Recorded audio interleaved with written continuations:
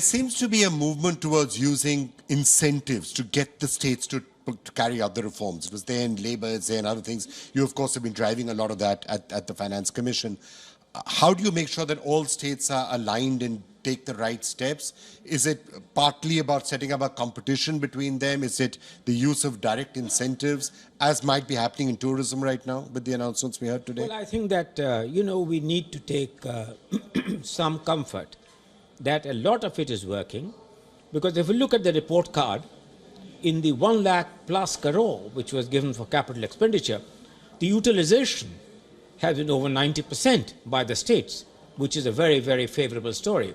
Second, I think that there is a great nudge, if you see, Vikram, in the announcements which were made today, or the issues which came up, was this rooftop solar as an important ingredient. Now, that is, apart from the immediate environmental impact of what solar rooftops might do, has another deep embedded reform story.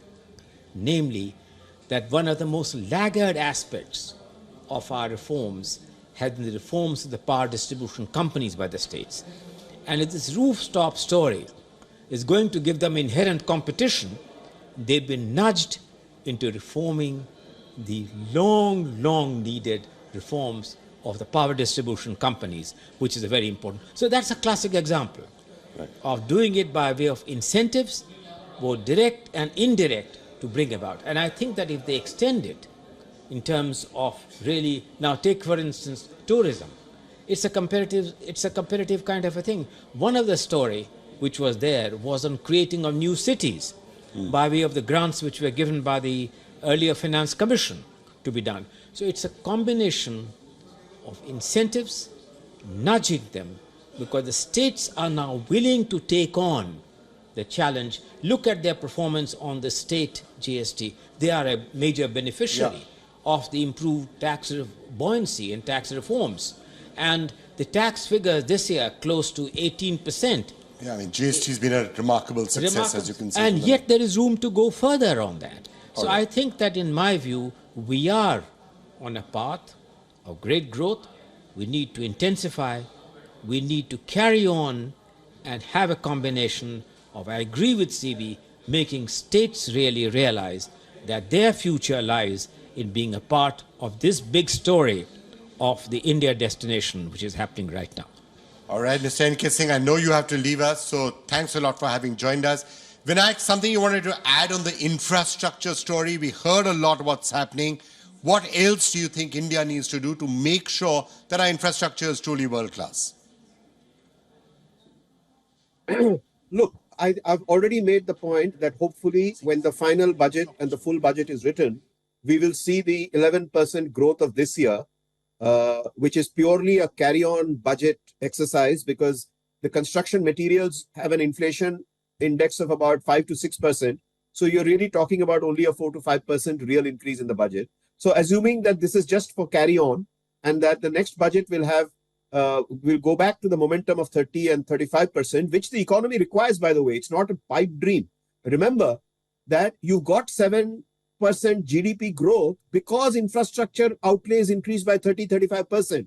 And when you suddenly reduce that to 11%, then there is the lurking fear that your GDP may slow down, particularly when the Finance Ministry officials confidentially told us last year after the budget that they have a confidential research paper which says that every 1 rupee spent on public expenditure on infra results in 3 rupees of GDP, and 1 rupee given in FBT, direct benefit transfers, DBT, results in 90 paisa increase in GDP. So I am hoping and praying that when the full budget is released, we will go back to the momentum of 30-35% increase in the infra budget, which will take it from 10 lakh crores currently to 13.5 lakh crores and not rest at 11.1, which has just been announced. Having made that point, the only other thing I wish to add is that there is very, very languid private sector investment in infrastructure. From as high as 38% around the end of the 12th plan, it has fallen to about 5 or 6%. So the government must address itself to all the stuff that was mentioned in the Kelkar Committee report, that to revive PPP in infrastructure, that would be paramount for India going forward for the next 5-10 years. is a massive effort for PPP revival.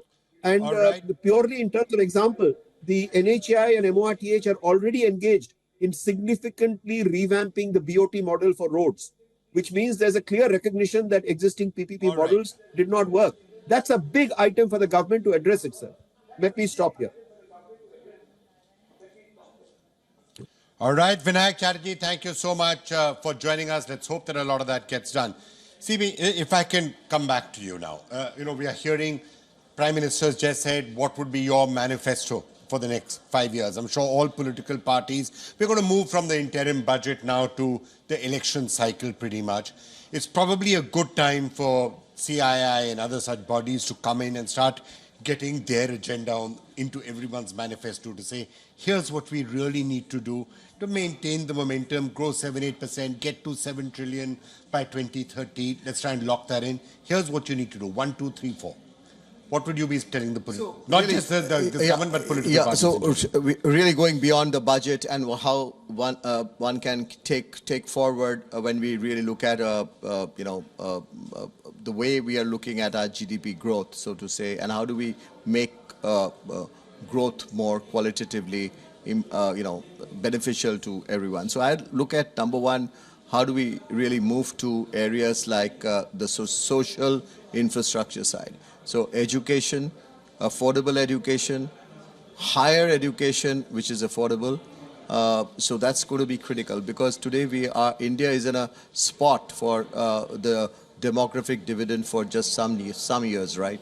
And it's in these years we'll have to get education right in terms of skilling, getting everyone educated and skilled in the manner in which we want them to. And how do you make it affordable? And it's really making people go to school and to college and to see how we are even able to see say, for instance, we talk about India. I'm coming to the next point. India talks about 48% of our women being STEM graduates. Now, that's a great figure. But how do we see to it that they are able to be in jobs and quality jobs? And that's the quality of jobs, improving that, getting into it. That's going to be something which is going to be, one would like to see that in the manifestos. And we've seen a lot of that on women in the budget. But we need to see even private sector playing a role. Once upon a time, we were quite disappointed when we talked about 2% CSR, right? But then we have private sector following it actually, and in fact now appreciating that. Now, we need to have some nudge into seeing how private sector equal pay parity, so to say, how private sector really enable more women participation in the labor force. I would like to really see that. I'd like to see reforms being really committed on the next levels of reforms, be it bureaucratic reforms, be it administrative reforms, be it judiciary. All of that, if we are able to see, which will make us and as this government we have been seeing, we've talked a lot about ease of living, which is beyond ease of doing business. So that's the third area that you talked about, and you say 1, 2, 3, 4. So I'll say a 4. And the fourth is, we talked a little bit about that earlier. At the ground level, when we really look at a district or in rural India, there is administration there too. So it's and we often tend to blame, say for instance we talked about, say, police. We often tend to blame that they have not been effective, they have not been right. I think the program to train them, to bring them into to have a shared vision for the country and reforms, train at the district level, at the rural level, making things easier in terms of administration, those are going to be very, very critical as we move along India. But it's so interesting to hear what you're saying, and it's sort of partly an indication of how far we have come, that what we are now wanting are some very fundamental reforms about various things which affect people's day-to-day life. This is not about cut taxes and build roads and give us power and can we improve logistics, because fortunately that has been done. And because that has been done, we now have the ability to be a little bit more ambitious on what we can now do, so you can really start aspiring to being a developed country. Absolutely, absolutely. So I think we need to really move to a position where we are not just a developed country, but and not just our per capita income being higher, but really a country with so much of variety. In if you see the entire of India, it's so different. From each place is different. Rural India in one place is different from rural India in other place. So when we really look at the quality of life, the quality of living, the quality of the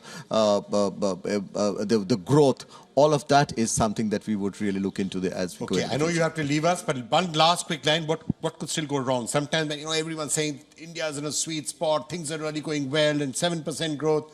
What could go wrong, if anything? No, I think what we really need to do right, I would imagine, is really taking advantage of the demography in India and to see that we are really being able to include everyone in what we are looking at for an India of tomorrow. So train everybody so that the demographic dividend does not become a demographic disaster. I think that's one of the things to look at. CB, thank you so much for joining us. Always a pleasure, and look forward to continuing to talk to you as we move forward to that.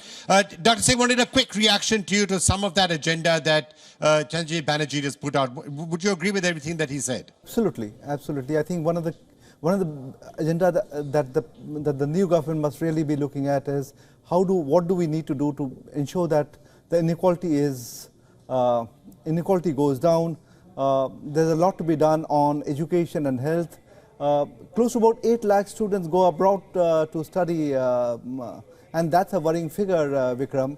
The third thing that the government really needs to make sure is the GST tax. GST is rationalized because still there are about 4 or 5 slabs, so that needs to be worked upon. As I was mentioning, that we definitely need administrative and judicial reforms. Those are something that needs to be quickly done, and I hope that's there in the manifesto as well. I'm a little worried about that by 2047 we can be a developed economy, but we will not be a prosperous economy, and there's no point in becoming a developed country when 20% of its citizens still live below the poverty line. So these are some of the concerns that I have. My guess is that a lot needs to be done. One point, I normally don't disagree with what Vinayak says, but when he says that every rupee spent in DBT gives you only 90 paisa back, these are some of the things that that's not right, because that probably would have been the case about 20 years back when the delivery was very, very poor. But with technology and transparency, every rupee spent in the welfare schemes is a multiplier by about 3 to 4 times.